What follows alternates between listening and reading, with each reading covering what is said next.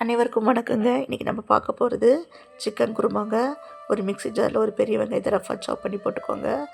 2 பட்டை, 2 கிராம்பு, 1 ஏலக்காய், ஒரு பிஞ்சு ஜாதிபத்திரி, ஒரு பிஞ்சு ஜாதிக்காய், ஒரு பிஞ்சு கல்பாசி, 1 டீஸ்பூன் சீரகம், 1 டீஸ்பூன் மிளகு, 1 டீஸ்பூன் சோம்பு, ஒரு அன்னாசி பூ, இதோட கொஞ்சமாக தண்ணி சேர்த்து ஒரு ஃபைன் பேஸ்ட் அரைச்சி எடுத்துக்கோங்க. அதுக்கப்புறம் பார்த்திங்கன்னா ஒரு கடாயில் 1 டேபிள் ஸ்பூன் ஆயில் ஊற்றுங்க. ஆயில் நல்லா ஹீட் ஆகட்டும். ஆயில் ஹீட் ஆகுது 1/2 டீஸ்பூன் ஜீரகம் சேர்த்துக்கோங்க. ஜீரகம் நல்லா பொரியட்டும். இப்போ அரைச்சி வச்சுருந்த மசாலா இதில் சேர்த்துக்கலாம். சேர்த்துக்கிட்டு அதுக்கப்புறம் பார்த்திங்கனாக்கா ஒரு தக்காளி பழத்தை கட் பண்ணி இதில் சேர்த்துக்கலாம். ஒரு கொத்து கருவேப்பிலை இதையும் இதில் சேர்த்துக்கலாங்க. சேர்த்துக்கிட்டு அடுப்பை மீடியம் ஃப்ளேமில் வச்சுக்கோங்க. மீடியம் ஃப்ளேமில் வச்சுக்கிட்டு நம்ம இந்த 3யுமே நல்லா வதக்கி விடலாம். எந்த அளவுக்கு வதக்குறீங்களோ உங்களுக்கு குருமா அந்தளவுக்கு டேஸ்ட்டாக இருக்கும். நம்ம எல்லாமே பச்சையாக போடுறதுனால கண்டிப்பாக ஒரு 5 மினிட்ஸ் அது வதக்கணுங்க.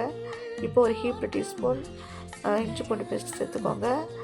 சேர்த்துட்டு இதையுமே நல்லா வதக்கி விட்டுருங்க.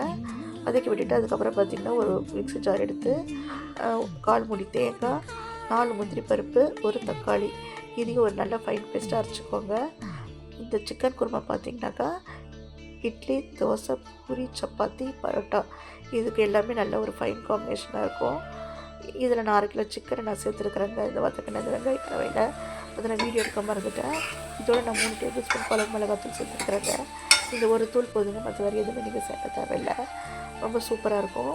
அரைச்சி வச்சுருந்த கோகனட் பேஸ்ட்டு இதை சேர்த்துட்டு தேவையான அளவுக்கு தண்ணி ஊற்றி குழம்பு கன்சிஸ்டன்சியில் நான் கொண்டு வந்துடுங்க. உங்களுக்கு தண்ணி தேவையில்லை கம்மியாக தண்ணி ஊற்றி கிரேவியாக நீங்கள் ரெடி பண்ணிக்கலாம். இப்போது இதில் பார்த்தீங்கன்னாக்கா இந்த குழிக்கரண்டியில் 1/2 குழிக்கரண்டி நல்லெண்ணெய் ஊற்றிருக்குறேங்க. நல்லெண்ணெய் ஊற்றி நீங்கள் செஞ்சிங்கனாக்கா சிக்கனில் இருக்கிற ஹீட் எடுத்துரும். அதனால் நீங்கள் கண்டிப்பாக நல்லெண்ணெய் ஊற்றி சமைங்க. டேஸ்ட்டும் நல்லாயிருக்கும். இதில் இருக்கிற ஹீட்டுமே எடுத்துரும். இப்போ நல்லெண்ணெய் ஊற்றுனதுக்கப்புறம் மறுபடியும் மூடி போட்டு அடுப்பை இப்போ லோ ஃப்ளேமுக்கு கொண்டு வந்துடுங்க. லோ ஃப்ளேமில் 10 நிமிஷம் நீங்கள் நல்லா வேக விடுங்க. அப்போ நல்லா சிக்கன் நல்லா வெந்து வருங்க. அவ்வளோதான், குருமா ரெடி ஆயிடுச்சு.